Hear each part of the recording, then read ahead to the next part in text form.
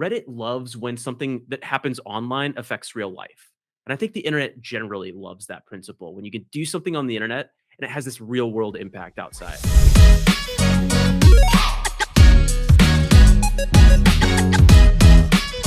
So my name is Joe Federer. I run a social and digital shop called An Internet Reference, and I'm the author of The Hidden Psychology of Social Networks. The Hidden Psychology of Social Networks is an analysis of social media through the lenses of evolutionary biology and psychology.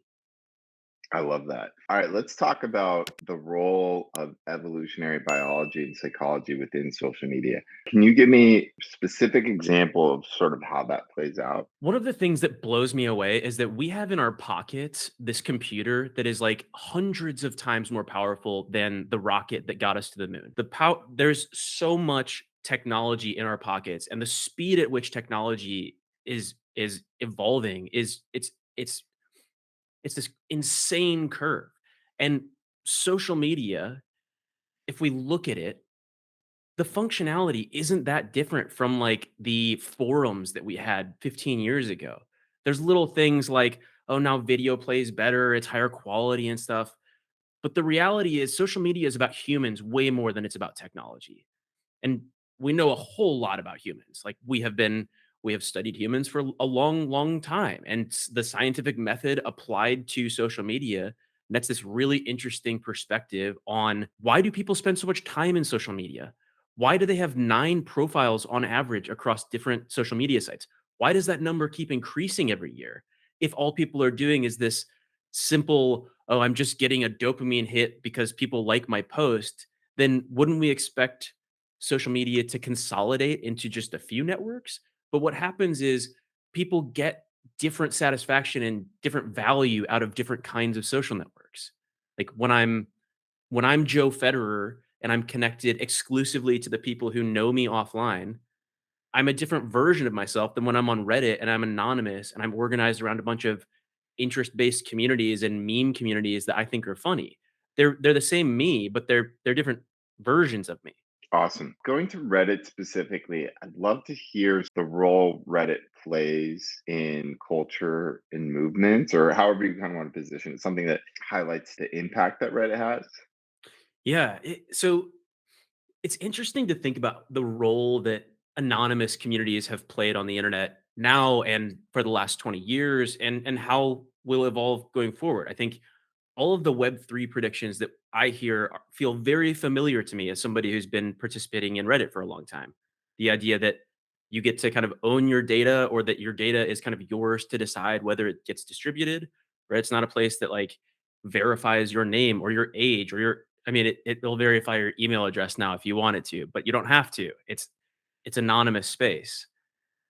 Anonymous communities give people more ownership over not only like what happens in those communities, but the kinds of conversations that they can have. Like naturally, Reddit has kind of stood as this bastion of free speech, maybe debatable in more recent years, but still like of the of the censorship laws among the internet, Reddit's is pretty lenient. And I think when you look at how culture flows, like how ideas flow, how memes flow through the internet, the reality is places like Network are the top of the waterfall. Like they're these anonymous interest-based communities where people congregate to discuss the nuances of their deepest interest, whether it's like photography or art or this kind of meme culture or politics. Like people take from these kind of top of waterfall and share among their other kinds of social platforms. And rarely does content flow up that waterfall. Rarely does something trend on Instagram or Facebook and then make its way to Reddit, unless in some kind of ironic, oh, look at what hilarious trend is happening on this social network. Reddit tends to be this kind of behind the scenes onlooker at what else is happening in social media, which gives it some extra drama. Could you give like a real world example of like how that's played out an impactful way, like something in culture, or something that like began in Reddit and then had significant sort of ripple effects outside it? It's this is like there's so many examples of that. One of my favorite ones though is like I was working at Reddit. It must have been 2016. somebody posts their funny looking cat on Reddit and says like, "My cat looks like it has a frown on its face," or something like that. Fast forward like 2 weeks and Grumpy Cat is now a trending meme on Facebook. Grumpy Cat gets interviewed on like Forbes and the Today Show. It's like all because this influential internet community thought something was funny. It flowed through the entire internet and really media ecosystem far beyond the internet. So you have these 200,000 communities percolating with little ideas, and they all have their hierarchy of idea selection. They're all voting on what's the relevant content to be on the front page of my community. And then all of those communities compete for the front page of Reddit. And so the front page of Reddit ends up being this extremely potent set of ideas that have huge sharing potential and just flow everywhere else in the media ecosystem. And I mean, that's why most of the memes that we know and love started on Reddit. What's the value of sort of developing a community or like an audience on Reddit? Like, people can earn karma. What do you get from that? What's ultimately like the impact that that can have? I think the best example, my favorite example from my portfolio of clients is Hello Tushy. And Hello Tushy has this kind of flywheel effect of Reddit engagement where they run a really wacky, funny, tongue-in-cheek piece of creative as an ad. They enable comments, which is unusual on Reddit. They engage with people in those comments.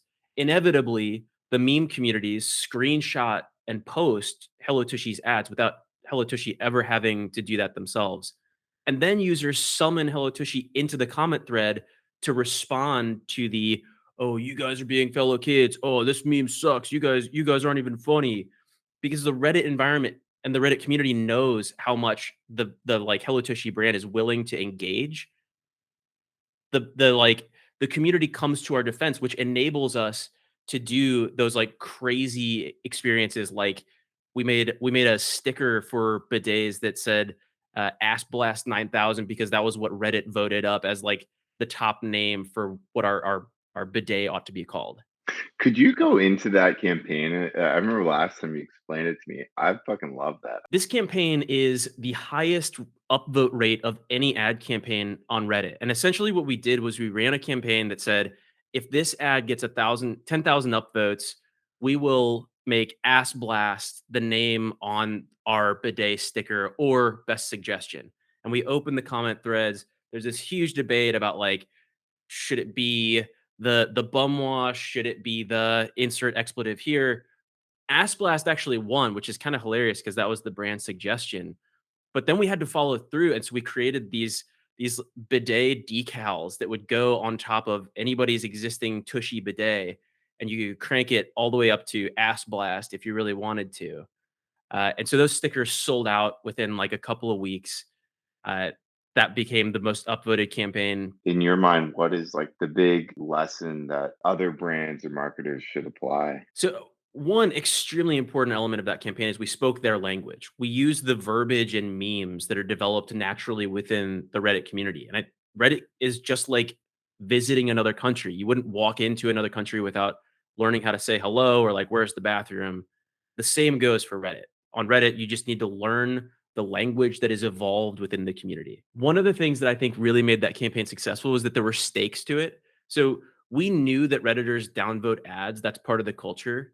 And our ad said, if you upvote this, then something drastic happens. And we didn't expect people to meet us with a 10,000 plus upvote score. We ended up with like 15,000 upvotes. But there were stakes to the campaign. If you do this, then this happens. And then we delivered, right? So we actually made the stickers. We followed up with the community. We made sure that was the they wanted it to be an Ass Blast 9000. They didn't want it to be some other butt pun. And they had a huge role in defining what the end product looked like, which I think was a really fun experience. And I think Reddit loves when something that happens online affects real life.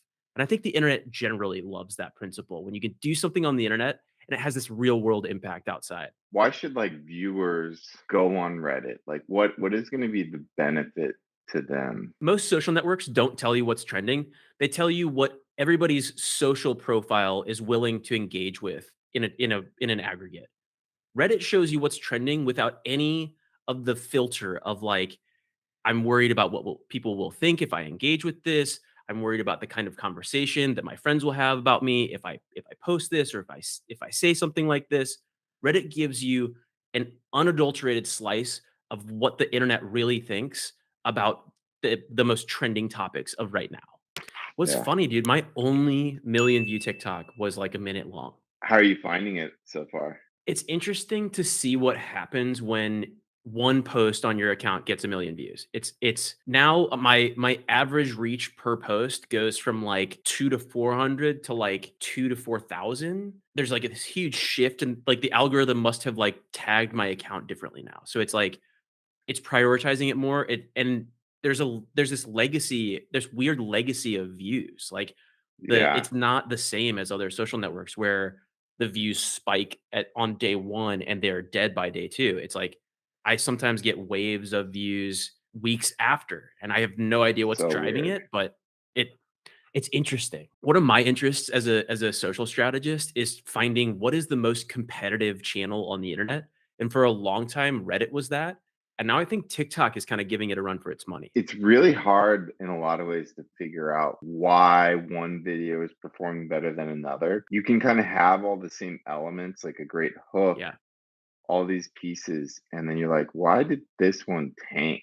Yes. I think one of the invisible metrics is, reports. Like, I think that TikTok is kind of it's kind of Disney-esque. Like, it doesn't wanna show anything remotely controversial in a feed because that might send you away, right? And it's got plenty of fucking videos that it could send your way.